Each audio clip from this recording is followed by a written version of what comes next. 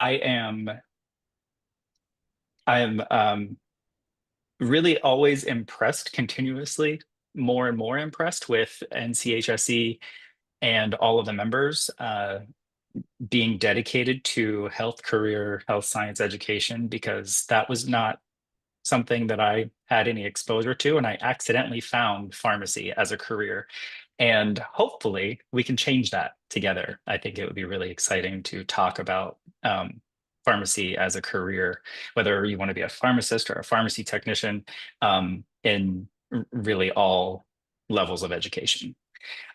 So with that, I'm the director of professional affairs here at PTCB. So that means my stakeholder group is employers that either require or advocate for PTCB certification, um, and also educators of pharmacy technicians. And I also serve as the director of PTEC, which is PTCB's newest division. It's the Pharmacy Technician Educators Council. That is a membership association that caters to pharmacy technician educators and trainers. So I'll talk a little bit more about that here in a few slides. First, I wanted to touch on what PTCB is, who PTCB is. So we were founded in 1995 by all of the nation's pharmacy associations at the time. So the American Pharmacists Association and the American Society of Health System Pharmacists.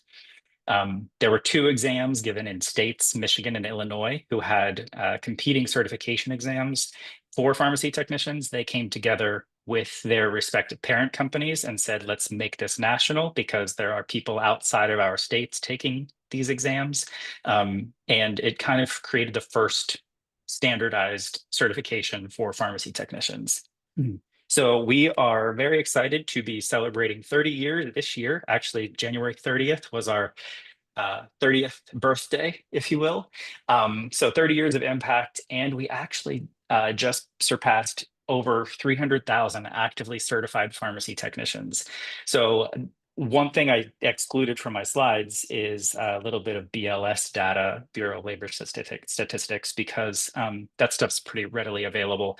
But there are about 420,000 pharmacy people working as pharmacy technicians around the United States. um, so having 300,000 of those is excellent. Certification is not required in every state. There's no national standard to work as a pharmacy technician. So that means that pharmacy technician certification is often voluntary, which is great to know that so many people are dedicated to earning that professional certification. PTCB is a nonprofit organization. We are dedicated solely to the pharmacy profession, being governed by all of the pharmacy organizations in the United States. So this is our mission, advancing medication safety, and then our vision, setting the standard for credentialing of pharmacy technicians that ultimately improves medication safety and patient care. So more about PTCB by the numbers. Since 1995, there have been over 840,000 pharmacy technician certifications granted. So we're really kind of rapidly approaching 1 million. I can't wait to see that number up there. As I mentioned, 300,000 active certified pharmacy technicians. We also have an advanced certification for pharmacy technicians, which I'll talk more about here in a bit, but we have over 2,000 of those. We have a sterile compounding certification, and that is earned on top of the CPHT credential. And we have about 1,600 of those. And then we have a suite of 11 assessment-based certificate programs that PTCB certified pharmacy technicians can earn that count toward their CPHT advanced. And we've administered over 14,000 of those assessment-based certificates. I'll focus mostly on the pharmacy technician certification exam. That is a mouthful, so I'll say PTCE, which is also kind of a mouthful and sounds just like PTCB, but PTCE is the exam, PTCB is the organization. So candidates are required to, in order to earn CPHT, candidates are required to pass the PTCE to earn the PTCB CPHT credential. There are two eligibility pathways to be eligible to sit for the exam. The first one is completing a PTCB recognized education or training program. And the second is having equivalent work experience, 500 hours working as a pharmacy technician. Both of the knowledge areas are similar, or they're identical for each of these pathways, and they closely align with what we test on. So our knowledge outline is covered in the recognized training program, and also the candidate attests to learning that on the job through their 500 hours of work experience. I do want to call out and repeat that it is one of the two of these. It's not both of them or any combination of the two. It's either education completion or 500 hours of work experience. And the candidate does get to choose that whenever they're applying. There are 4 knowledge areas on the PTCE. Medications make up 40% of that. Federal requirements make up 13%. Patient safety and quality assurance make up 26%. And order entry and processing make up 21%. This is further broken down into subdomains for each of these areas. And the full content outline is available at ptcb.org/credentials. And then you click on CPHT, but you will have access to this recording and also a PDF of these slides, so you can have kind of a shortcut to where that goes. Because 40% in medications is quite a big chunk, but you'll see it's broken down a little bit more digestible on the subdomains. PTCE quick facts. One thing that I completely forgot to leave off of here is a question that Nancy, you asked me. So the cost of the exam is $129. That's per candidate if your school is paying for it or if a candidate pays on their own. So $129, even though it's not listed on the slide, I'll make sure that that's also included in any of the materials. And I also wanted to say that we're proud to say that that price has not changed in almost the entire existence of PTCB. So we were able to keep that $129 price since the 90s, which is amazing. This first quick fact is something that comes to a surprise to a lot of educators. There is no minimum age requirement to sit for our exam.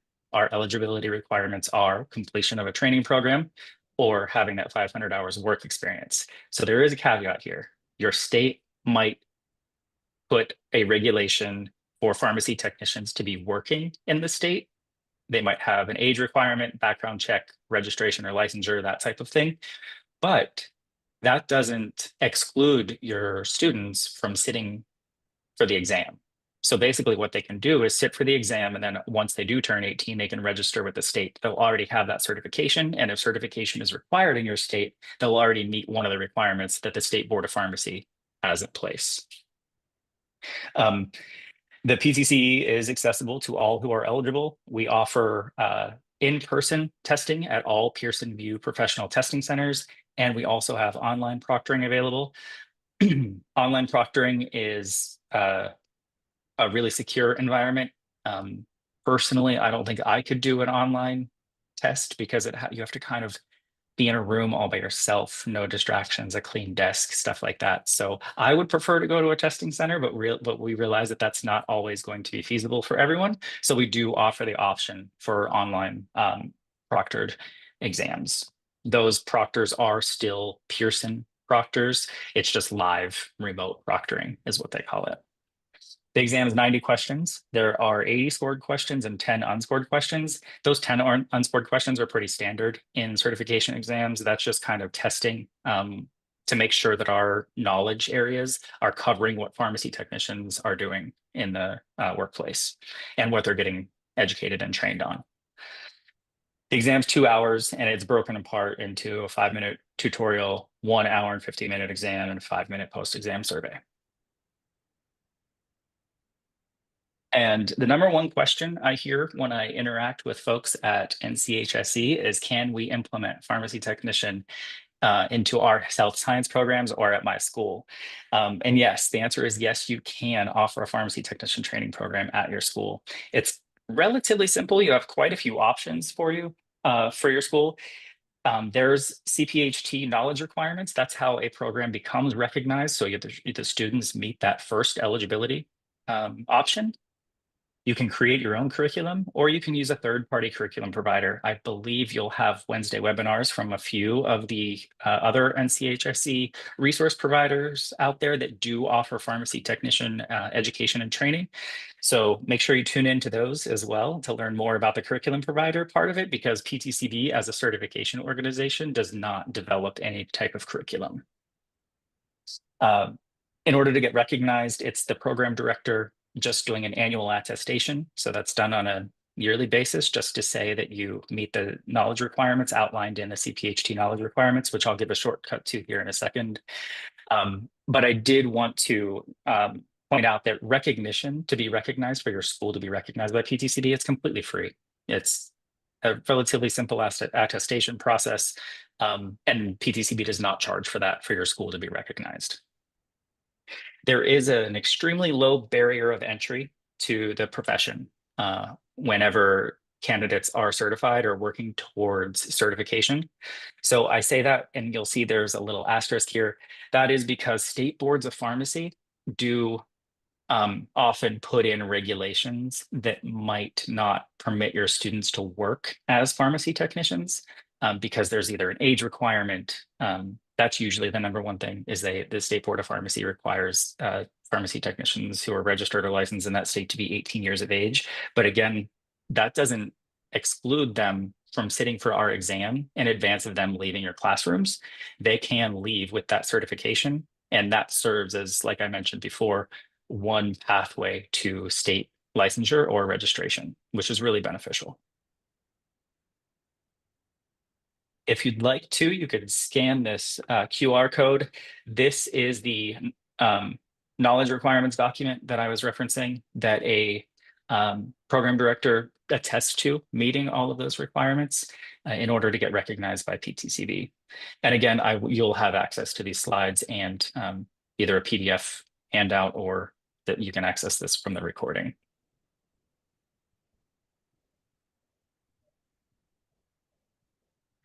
The number two question that I receive in conversations with NCHSE members and the Health Science Conference attendees is, how do my students prepare to take the exam? We often hear, there is another certification exam out there, and that test is easier, which we have a higher national pass rate, which is 70%. And we also hear that certification organization offers better preparation materials. And I think that might be because our preparation materials are still relatively new. We have something pretty much brand new. It's called the Practice Bank. This is made up of 300 former PTCE questions for real exam practice. So you get that, the students get that feeling of how the PTCE is constructed and how the questions are asked. And it also includes access to 400 digital flashcards that covers drug facts, terminology, and other essential pharmacy knowledge. The candidates can switch between study questions and the study deck. The study deck are the flashcards, and the study questions are the practice exam questions. And it can be customized by study length, how difficult they want the questions to be, and even choose between time or untimed sessions. And there is an added benefit to this. If your school or school district purchases these in bulk, it gives you access to an admin panel that you can build the practice exam questions based on, for example, the unit you're covering. You can do just federal requirements and then quiz your students using the practice bank, which is made up of retired PTCE questions. They are retired questions. They are all still valid questions. It's just standard for us to remove them from our exam forms.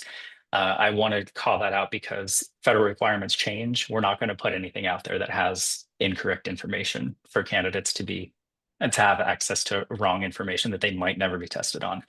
So that's a really convenient tool. It's a 90-day subscription. It is $65 per student if they pay on their own. And we have discounts if your school or school districts pay for that in bulk. We do offer a 10% per student discount. In addition to the practice bank, we have a pre-PTCE.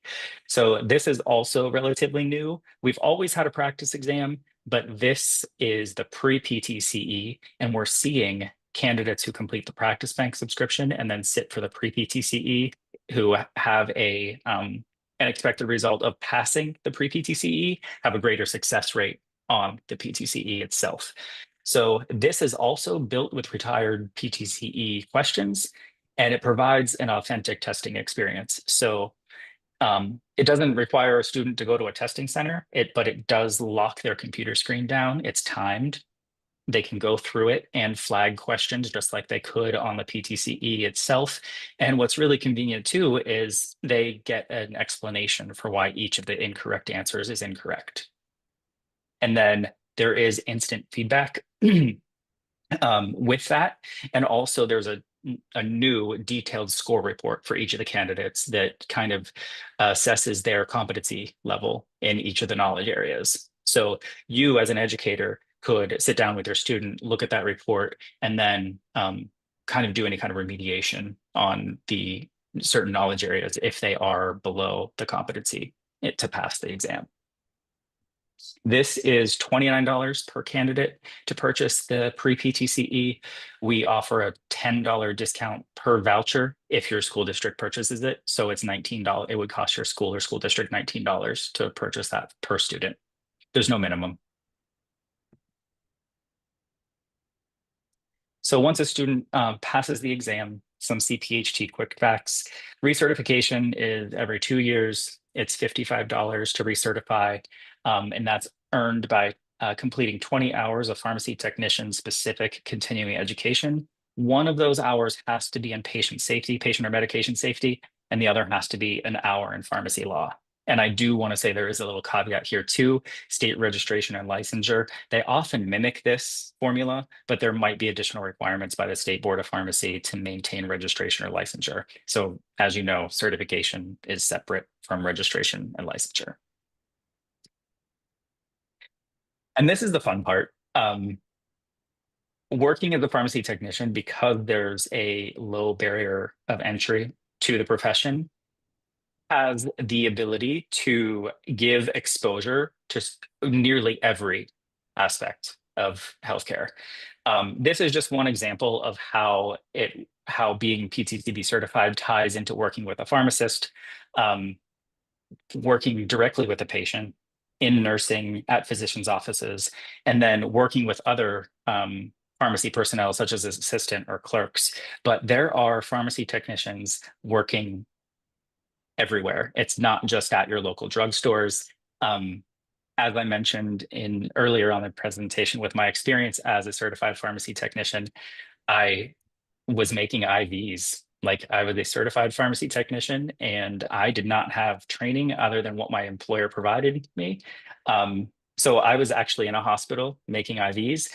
Part of that really fun part of this was I got to go on rounds with our pharmacy residents and our pharmacists to kind of see how my work in the IV room was then administered to the patient. And I got to see their disease states and just understand from the physician and the pharmacist conversations what the medicines were treating and how my work was impacting individual patient care, which I think is really important, especially going back to that low barrier of entry to the profession and having that exposure. So we get a ton of questions like, my students want to become pharmacists. That is wonderful. You can work as a pharmacy technician on the path to becoming pharmacists. In fact, I just learned yesterday that over half of accepted PharmD students have paid pharmacy technician experience. So not only does working as a certified pharmacy technician provide that exposure to all healthcare careers, it also, if they do want to commit to pharmacy, they can, hold on, I think my phone is ringing. Sorry about that.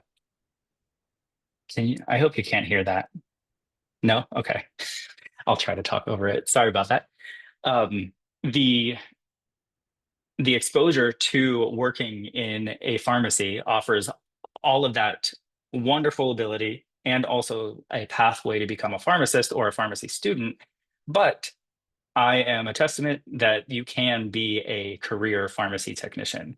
And then also with advancement opportunities to tack on and stack those assessment-based certificates that I talked about, um, really is important for those who do want to be a certified pharmacy technician as a career, because it is a viable career option now, which I still think is rather new.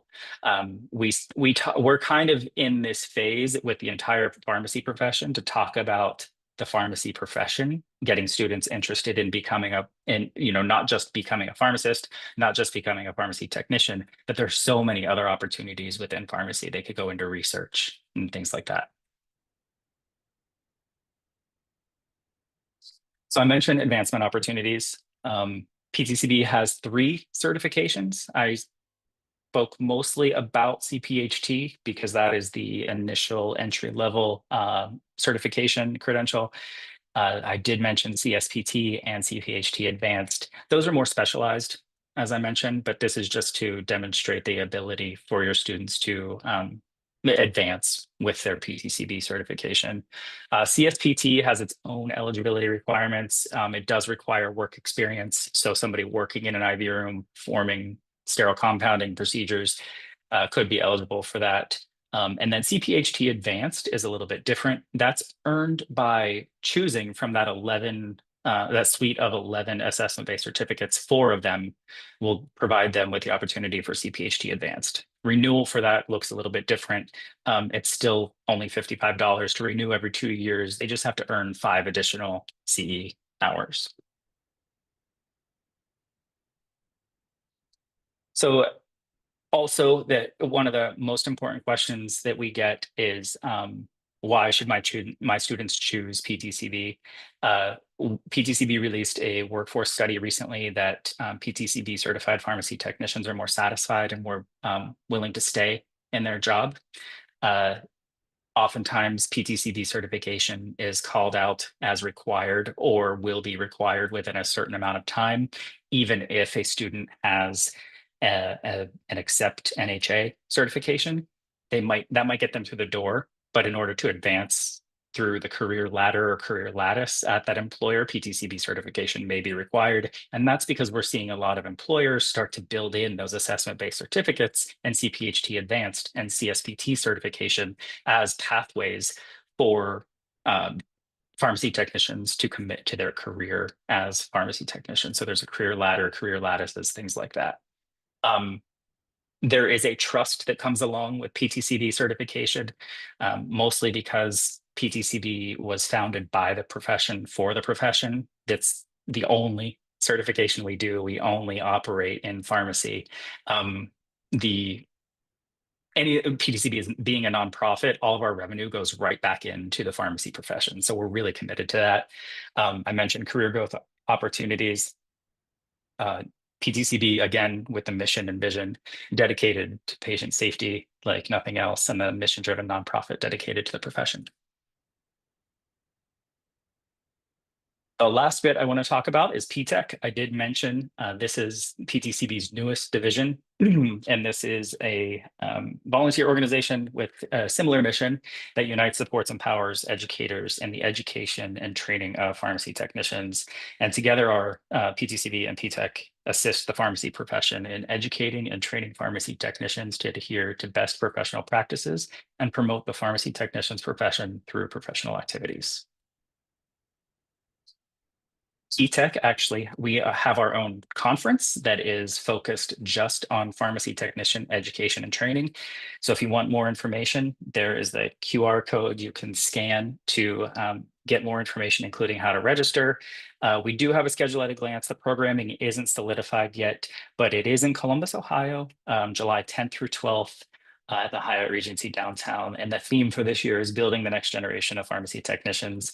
I think it's a wonderful time. I alluded to this earlier, but the pharmacy profession is really committed to having folks learn early on in their education about careers in pharmacy. Like I mentioned, research, becoming a pharmacist, but also pharmacy technician and pharmacy technician education. As we advance that conversation, pharmacy technician education should probably standardize. And I would like one day to see a national standard for that, much like NCHSE has health science standards. It would be wonderful to have one standard for all states for pharmacy technician education and training. So if you're interested in learning more about the conference, that is the QR code. And then that is the end of my presentation. So I'm very happy to take any questions, comments, concerns. Uh, if you don't want to ask them out loud, you can email me. That is a QR code that will allow you to save my contact information or send me an email. We did have a couple of questions or some questions, some comments. Do you know if pharmacy schools require or recommend students to have pharmacy tech before admission? From an admission standpoint, it's not that it's never in an it's not like the rubric to say like that, you have to have pharmacy technician Mhm. experience or any kind of pharmacy experience. But with just learning, like I said yesterday, over half of accepted PharmD, which is the doctor of pharmacy, students have paid pharmacy technician experience. I think it does make you an overall better candidate to have experience in what you're committing to as a career. And because it's relatively easy to get that experience as well, I think it would just make an applicant a better candidate. Yeah. Doris said PTCB certification has allowed many of her students who move out of state to be able to quickly get licensed in another state. So that's pretty Yeah, exciting. She's in California. yeah, that is a very that's what's great about the CPHT credential is we're not affiliated with any board of pharmacy, even though we do have the word board in our name.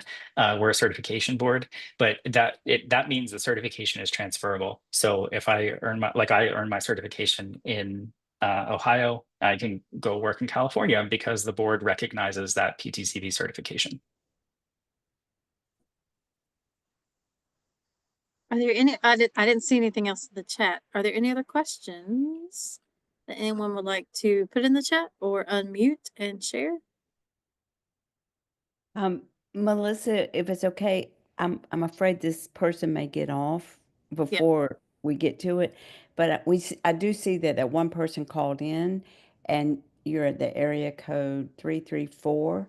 So if you're interested in the certificate of participation for 1 hour of professional development, if you'll just email us at hello@healthscienceconsortium.org, we can add you to the list. And or you can put your email in the chat, but I didn't know if you could. You might be on your phone going down the road. So just wanted to offer you that. Thanks, Yes. Melissa. Yep. And- and- Everyone else, you don't need to worry. We have your information. We're Yeah, worried about the call in. right. And I wanted to call out and embarrass our board chair for NCHSE, Angel. Wave at everybody. So Angel Clark just assumed the role as board chair for NCHSE. She is currently the health science state leader in South Carolina, but she also has in her resume, Zach, and she's probably shared this with you before, that she was a pharmacy technician along with her many other careers. So Angel, you want to tell us like what kind of setting you worked in as a pharmacy technician?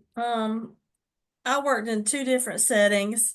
I started out in the hospital setting, and then after the hospital setting, I never did the what do you call it? The pharmacy, the regular pharmacy that you pick your prescriptions up at.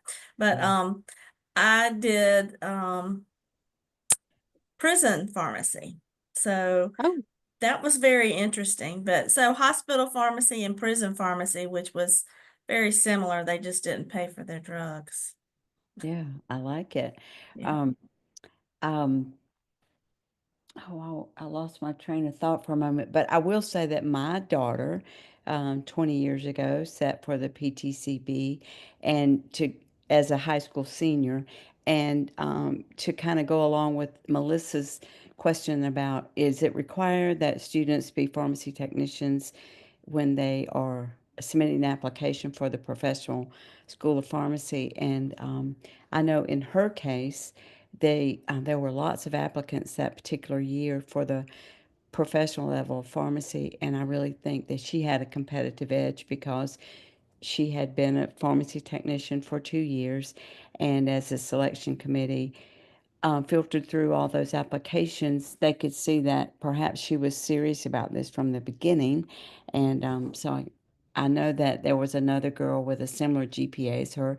She didn't get admitted the first round, but Trish did. And so I do think it does give students a competitive edge if they're looking to continue up the ladder of pharmacy. So I wanted to I add that. I agree because at my time at hospital pharmacy, I did a lot of different things. I did pre-packaging, I did home health packaging, I did chemo preparations, hyperalimentations, all types of things, PO specials, you name it, we did it.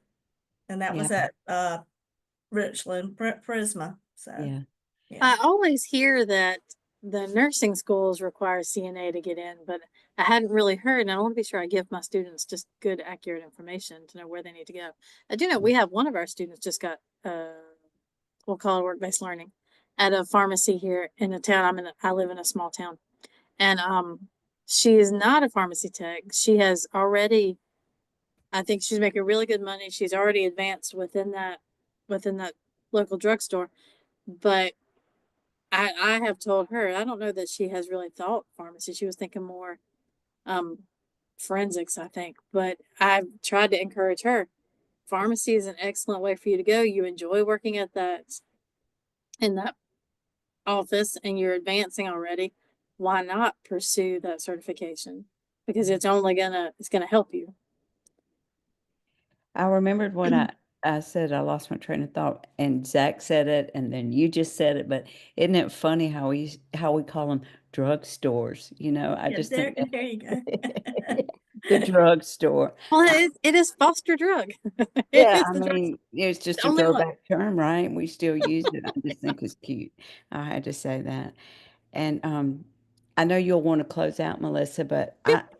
Zach, you are an excellent presenter. You really are. Very organized and Thanks. great information. So thank you for, I could stop the recording, right? We don't have to know all, but anyway, thank you so much. So Melissa, I'll turn it back over to Okay. you.